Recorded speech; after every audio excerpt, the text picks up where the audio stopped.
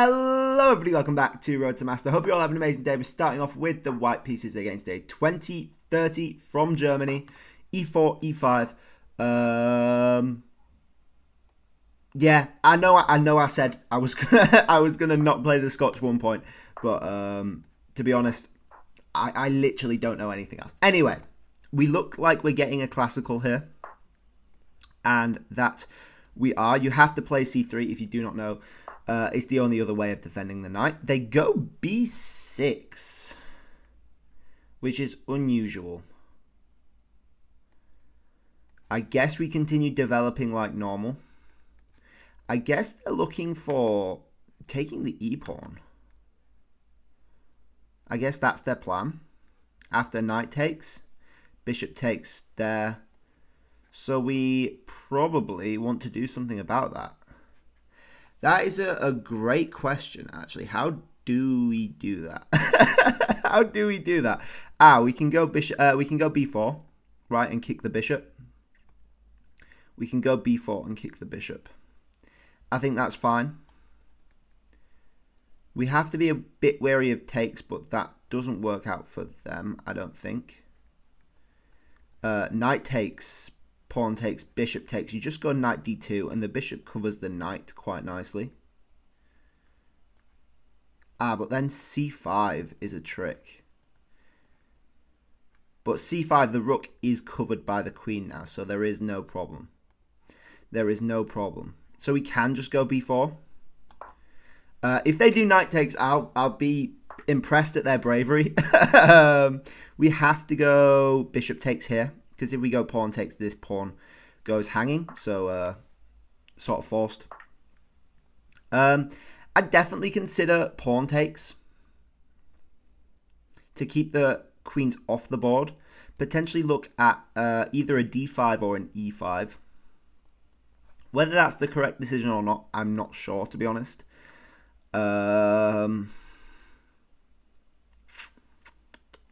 I think so. I think that the center is worth it. I think having slightly weak pawns is definitely worth it.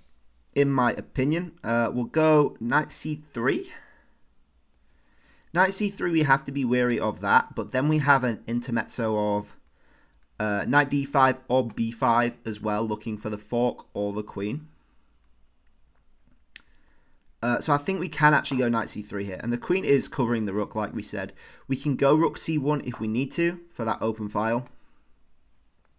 Or we could focus on developing the bishop. They're going to castle kingside, so I really sort of want to castle. We can think about f5, but after queen c6, things are looking awkward. We probably just go rook c1 there. And we're sort of giving them open lines, which I'm not a fan of.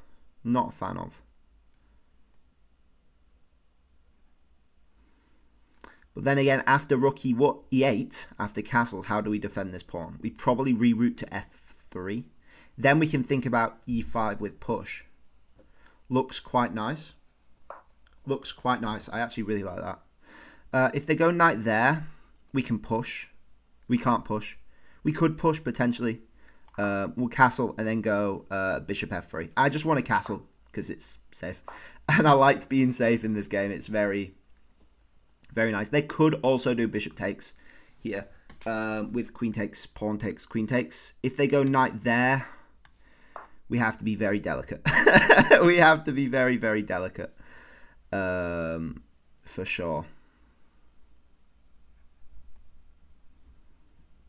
Extremely delicate, actually, because this pawn is hanging.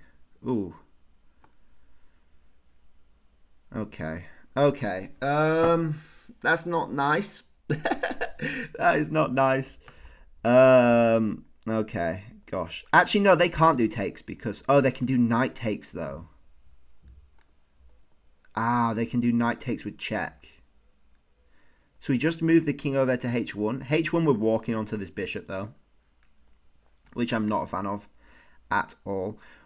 We could do e5. I think tactically it could work after a king h1. But then knight takes pawn is really, really nice, and they just get 2 pawns out of that. Yeah, that stings. That stings. Okay, what can we do?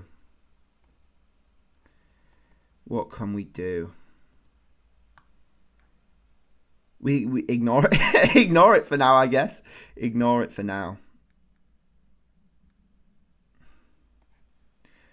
We could go rook c1 and look to play d5 and cut off this bishop. Knight takes, we have to unfortunately do pawn takes. We could theoretically do queen takes and then go queen d1 and get this pawn after queen takes pawn. Is actually reasonable. Strangely reasonable. Is actually extremely reasonable. I really don't mind that. I really don't mind that, actually. Queen takes, we're threatening this. And that's awkward for them to defend. So we might be going down a pawn, but also we get our rooks very active. Are they brave enough to do it, though? That is the question. They are. They are indeed. Now we could go... No, I think we probably want to do rook d1. I think we probably want to do rook d1. Bishop takes. Yeah. So they go for that. Now do we take this? I think we do, because now we have a threat on f7 as well. And the queen is covering the knight as well, so we can actually move this rook. We've got to be very careful we don't blunder this. If they go rook e8, that wins us the game, because we have queen takes f7 check with queen takes g7 mate. So if they move this rook, then we could go here potentially. And then bishop takes probably is the move. Knight takes. Probably queen takes, rook takes, and then takes. So I think we can actually take this pawn.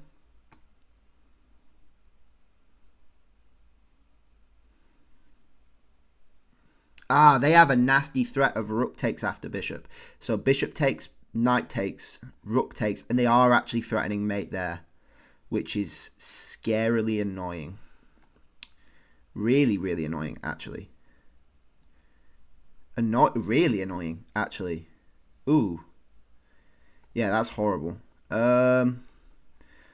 So takes, bishop takes, knight takes, rook takes. We would have to play...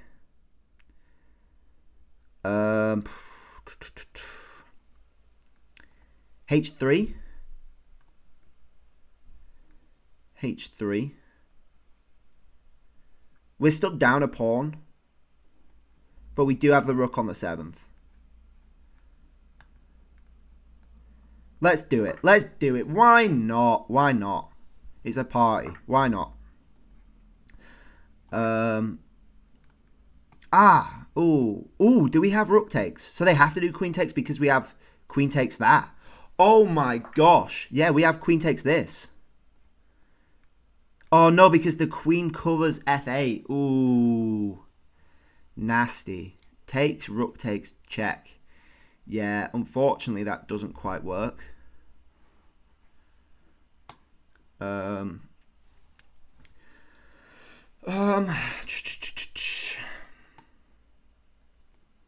Yeah, it doesn't quite work. So we have to defend the mate on e1.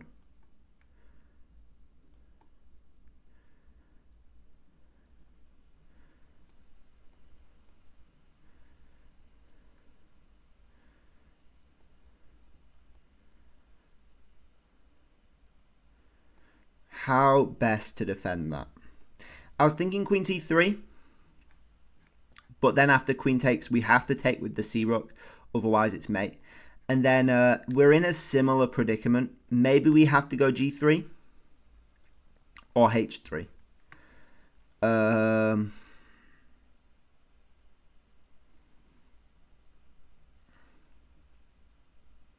Probably h3 is better. Probably h3 is better. So we're down a pawn for sure. We're definitely down a pawn. Is it a lost position? I don't think so. I think it's way way too early to claim this is a lost position. There are lots of chances to fight for the draw. We've got an active rook and a semi-active queen as well, making threats on f7.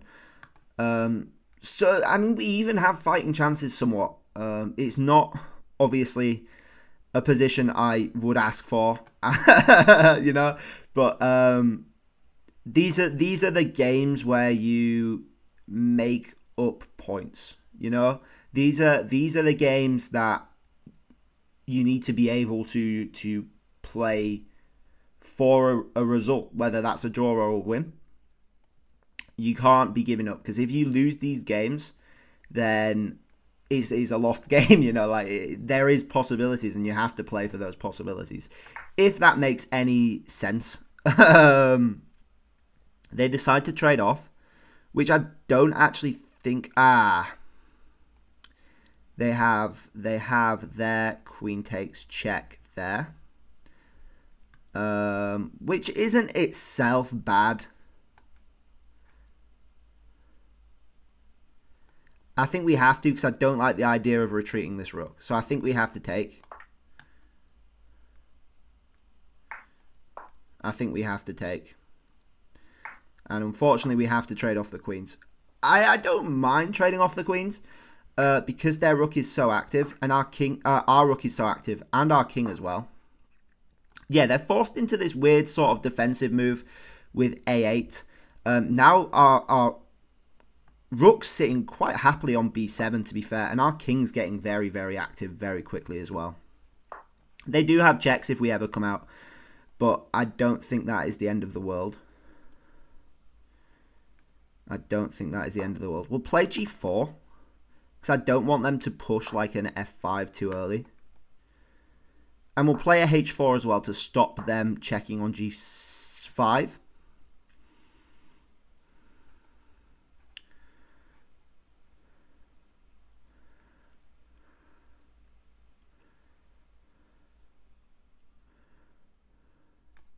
I'm going to go king e4, because after check, they can't really infiltrate.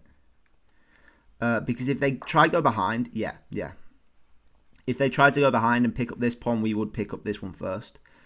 And now I'm going to play f4. Keep these pawns sort of threatening things. The king goes away, we're going to pick up this f pawn. And if they push it, we can potentially go for their h pawn. And maybe pick up these, trade these off, and we're left with maybe like a 2-1. I think at the end of the day, all these pawns are going to trade off. However that really happens. If they push, we can think about f5 as a move. With takes, king goes over. Oh, they play f5 themselves. Okay.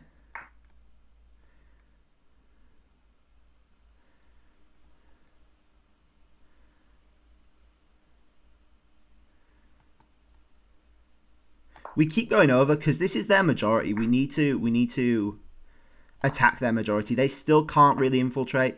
They look to trade off though. I'll look behind. I don't want to trade off the rooks. That's our fighting chance, is the rook. We have maybe like a check. The king's sort of forced back maybe. They keep going.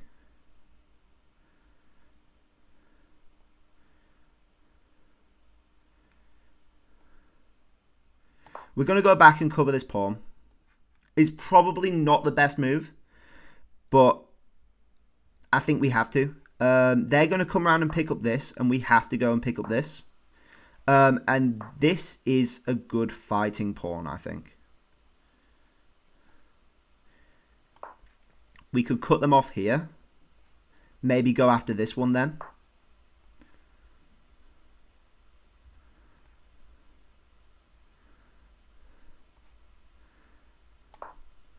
Or go around and defend this way. I don't think we're winning this, folks. I'm sorry, I don't think we're winning this. It's a big ask. They're going to get this H pawn. That's unfortunate. They go for that, which is interesting. We're going to go here and go up. They go there, they're forking, which is annoying. And their rook's just really well placed on e6. Their rook is really well placed there. Okay, we'll hit that. They go there. I would consider trading off. Not that we've got the time to actually play this out, which is unfortunate as well. But there's not much we can really do about that one. They go back, we have to go there. Yeah, that's unfortunate. That's unfortunate. I would have liked to play that out. And that's the problem with no increment, you know. You often don't get... Well, I don't because I'm terrible with my time management. But when you're low on time, you don't have time to play the end games. And the end games are my favourite part of the game. So it's I don't know. Anyway, the Scotch, they played b6, which is strange. I don't think I've ever actually seen this, which is something to take note of, I guess. And it's a logical idea. I mean, I found it awkward to defend. We went with this b4 idea, which isn't necessarily bad, but apparently bishop e2. I'm guessing f3 is the correct response. You just castle, apparently, but I thought this worked fine. Oh, there's no check then. Ah, you get rid of the check. And then you do go to f3 to defend the pawn. Okay. We took with the bishop. Apparently this is 1.2 for us here. And you take with the pawn straight away. So you give this up? Really? You just give that pawn up? Apparently that's not even the move. You just give up the pawn. That's insane to me. So c takes, knight takes. Then it's saying a3. a3, knight goes back to c6, then what? h4? h4? What? Are you joking? I guess you just develop and you claim they're underdeveloped. This knight's, I guess, a bit awkward. This bishop has the diagonal, though. I'm struggling to see how the computer can claim that's better. Bishop b7, really annoying. Both of these are sort of weak, and I struggle to defend them in the long run. I think we did have to go bishop f3. I'm struggling to see how else we would defend that. But then this knight h4 move, also really, really annoying.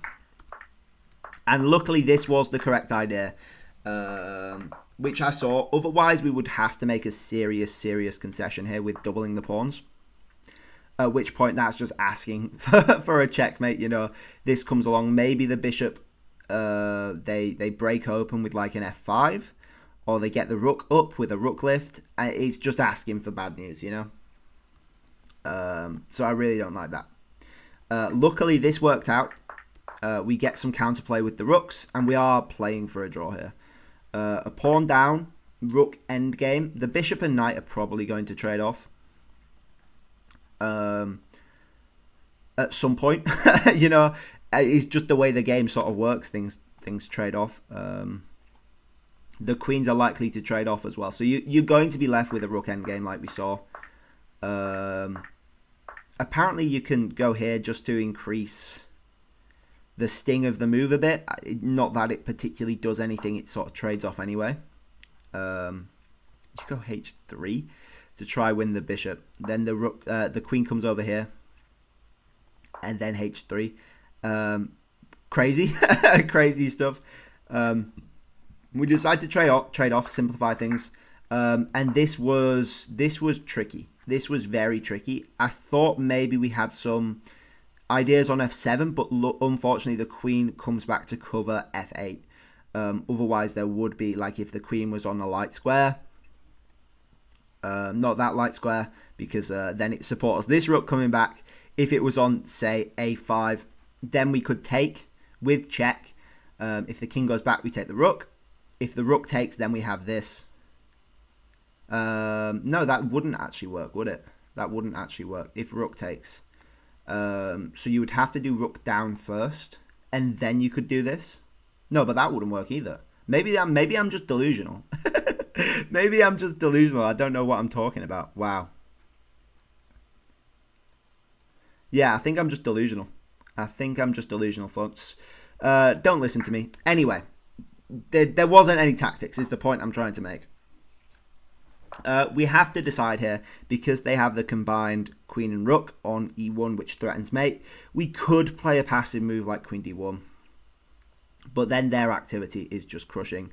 And after the rook's doubled up, what are you doing? You're going to have to trade off the queen for a rook. Or two rooks maybe. But either way, it's not nice. So realistically, we have g3 or h3. Apparently g3 is better because this rook is going to be on the dark squares. It keeps the queens on the board, keeps some chances going. But we went with this, which forces off a queen trade. If they want it, that is. They don't have to want it. I'm actually relatively happy in this situation. This rook's sort of tied to defending this. They can't push this because then this becomes weak. So I'm happy here. I think we just misplayed it because we had a good position. And the trouble comes from the king activity. And this is why rook endgames especially is so complicated. Because the minute your king goes onto an open file, the checks start coming, and then the possibilities just multiply. You know, there's so many more things you need to consider. So knowing when to actually activate your king versus keep it covered with like a g3 for some reason is the best move. What other moves work? Is that the only move? No, g5 check apparently works. With takes.